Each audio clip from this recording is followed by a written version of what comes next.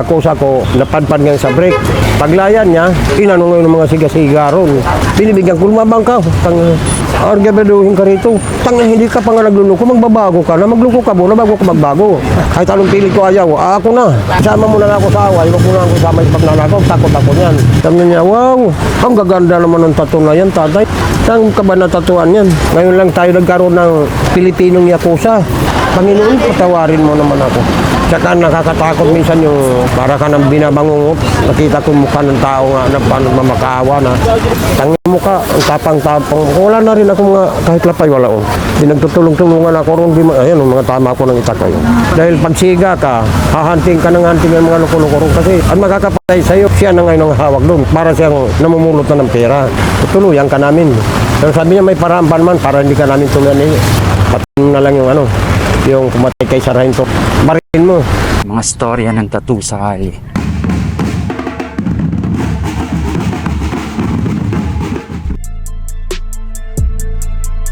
Mga tinta nasa loob ng karayong pag tinatak na sa balat ay nagkakaroon ng malalim na kahulugan ng imahe. Sa Tacloban Provincial din nakaranas ako ron. Talagang pag nagkarayot sa loob, hindi kakain yun. Papadlagan kami, hindi kami makalabas kahit paglungaw sa pintuan, sa rihas. Bawal. Ang gagawin, pagdating na ranso, magkakalampag ng riyal, bakal. Maingay.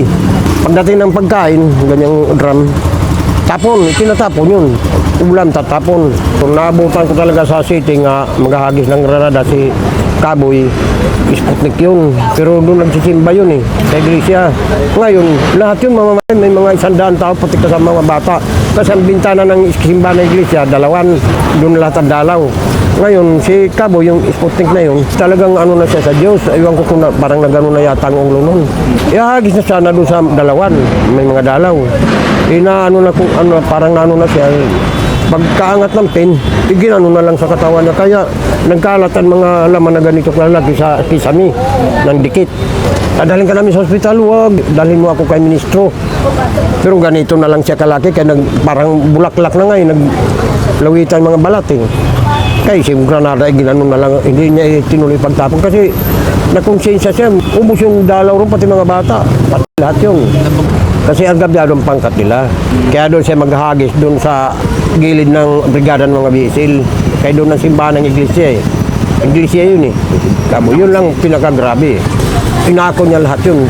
Simbahan, lipad pati bubong.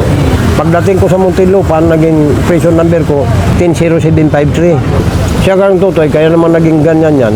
Kinatakutan na sa amin yan sa silda ng bisil. Kasi ang tira nga niyan, hindi kaya tularan ng mga loko-loko ang bisil. Matatakot ka. Kaya ang dadaanan mo, puro gwardiya, puro shotgun ang dala, Armalite. Doon pa siya dumaan. Wala man siyang ibang dadaanan kasi pumasok sa teritoryo ng kalaban. Doon siya pumasok yung dadaan niya. Pagbalik, ang tuloy nga tumakbo niya, nakala mo, jeep na namarka ng 120.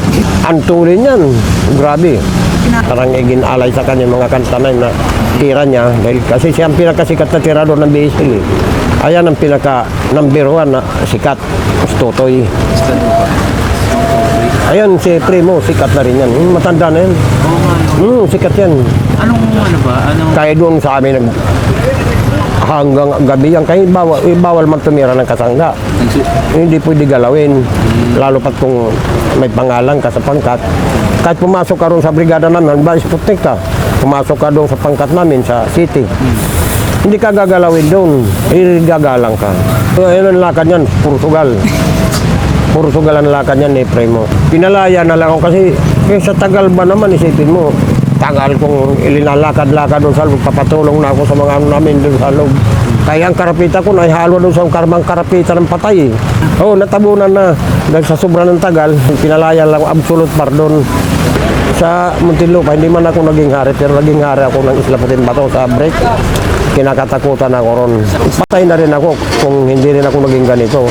Minsan, mga adik, medyo inaabuso ako dahil ganito na ako. Tangin mo ka, ang tapang-tapang. Wala na rin ako mga kahit lapay, wala ko. Pinagtutulong-tulungan ako ron. Ayan, mga tama ko ng itakay. Dahil pag siga ka, hahanting ka ng hanting ng mga loko-loko ron. Kasi ang makakapatay sa'yo, siya na ngayon ang hawak doon. Para siyang namumulot na ng pera. Kasi pag siga ka, pinay ka ng, alam mo, pinay ako, siga ako.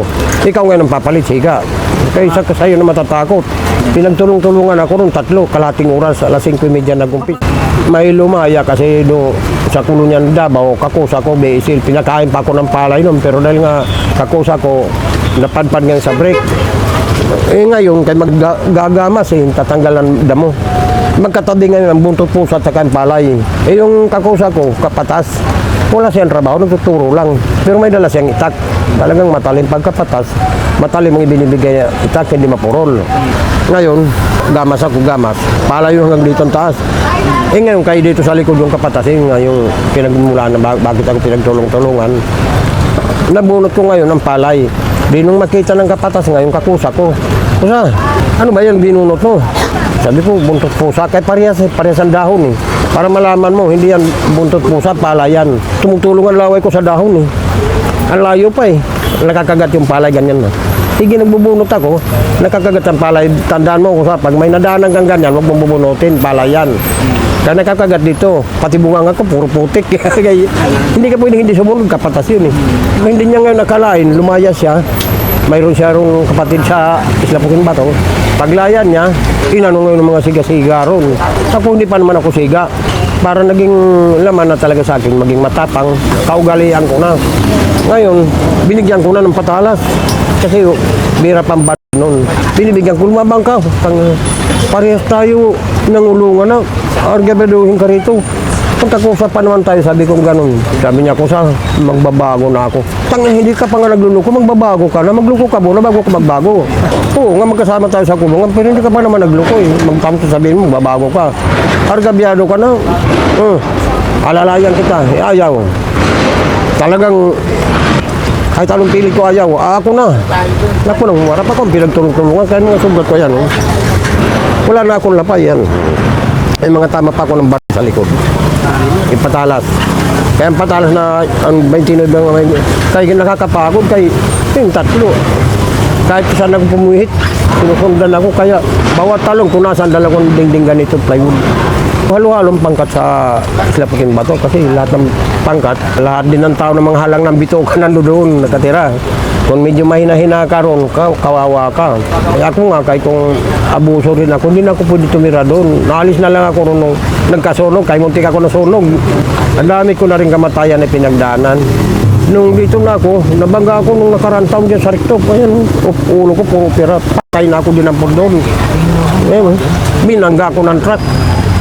Dinampot talaga ako, patay na ako. Pagdating ko, mabuti kayo lahat na nag-tricycle sa Parula, kilala ko. Ay, siya kurang yan. Yun, dinilipat na ako doon sa Manila Hospital. Doon ako inopera. Pinambutasan ng ulo ko.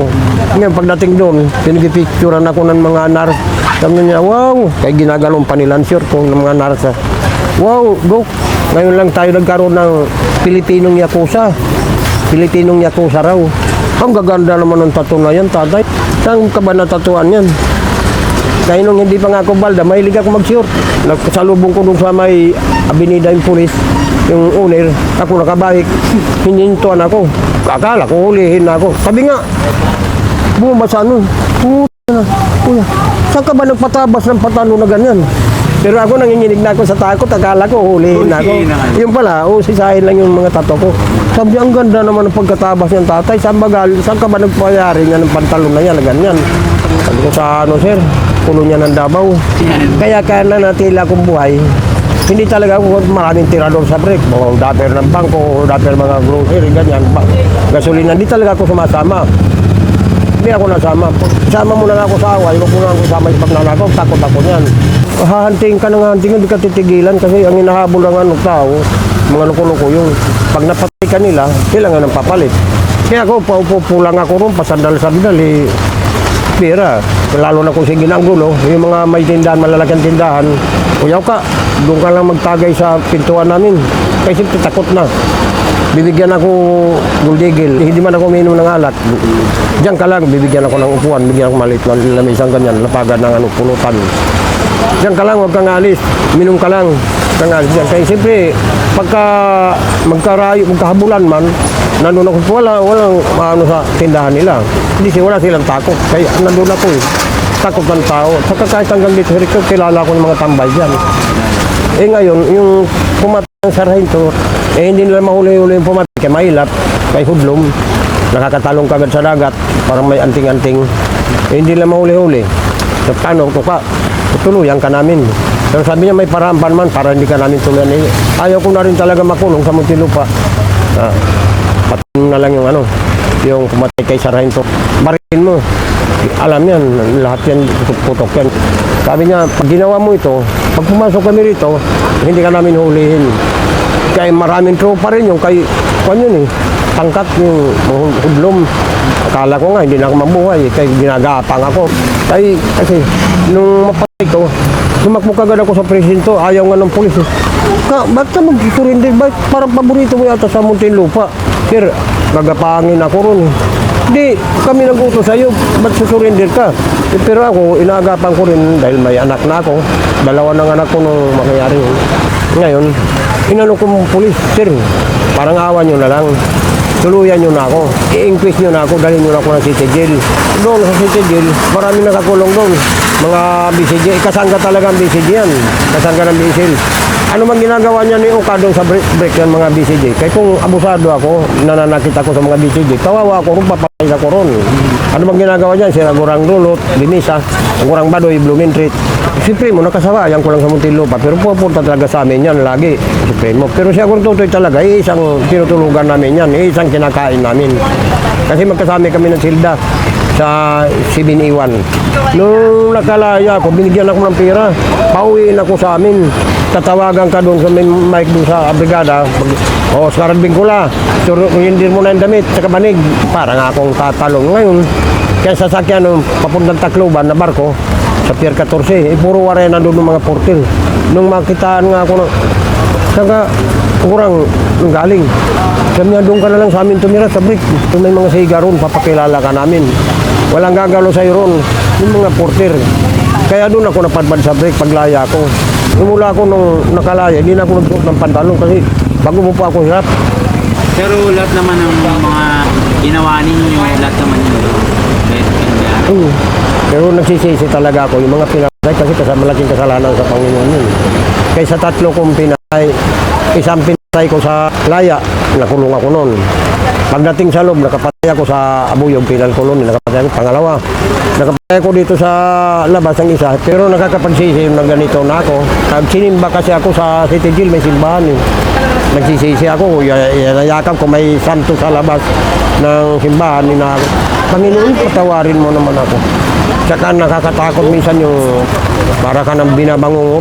No, parang minsan nagigising ako, parang nagmamakaawa yung nakita ko mukha ng tao nga na parang nagmamakaawa na. Katulad yung pinatay ko rin sa Buyog.